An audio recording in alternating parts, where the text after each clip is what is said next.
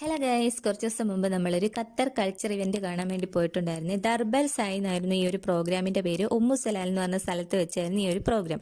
Qatar national day പ്രമാണിച്ച് എല്ലാ വർഷവും നടത്തുന്ന ഒരു ആനുവൽ ഇവന്റ് ആയിരുന്നു.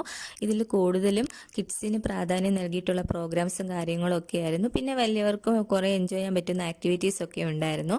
കുട്ടികളുടെ ഈ ഒരു പ്ലെയിൻ സെക്ഷൻ ഒക്കെ ഉണ്ടായിരുന്നു. ഇതൊക്കെ നമുക്ക് ഫ്രീ ആയിട്ട് കയറാൻ പറ്റുന്നതായിരുന്നു. പിന്നെ ഞങ്ങൾ ഗ്യാലറി കാണാൻ വേണ്ടി പോയിട്ടുണ്ടായിരുന്നു. ഗ്യാലറിയിൽ കൂടുതലും വിലപിടിപ്പുള്ള ചിത്രങ്ങളും പെയിന്റിങ്സുകളും ഒക്കെ ആയിരുന്നു. അതിൽ കയറുമ്പോൾ തന്നെ നമുക്ക് ഖത്തറിന്റെ ഫുള്ളായിട്ടുള്ളൊരു ചരിത്രം മനസ്സിലാക്കുന്ന വിധത്തിലായിരുന്നു അത് സെറ്റ് ചെയ്തിരുന്നത്. അവരുടെ യുദ്ധങ്ങൾ, പഴയകാല രാജഭരണം, പിന്നെ അവരുടെ ഫിനാൻഷ്യൽ സോഴ്സ്, ഇതെല്ലാം ഉൾക്കൊള്ളിച്ചിട്ടുള്ള ഒരു നല്ലൊരു പെയിന്റിംഗ് സെക്ഷൻ ആയിരുന്നു. പിന്നെ കുറേയധികം ഫ്ലാഗ്സും എല്ലാം അവിടെ അറേഞ്ച് ചെയ്തിട്ടുണ്ടായിരുന്നു. കുറച്ച് ഫോട്ടോസും വീഡിയോസും ഒക്കെ എടുത്തു.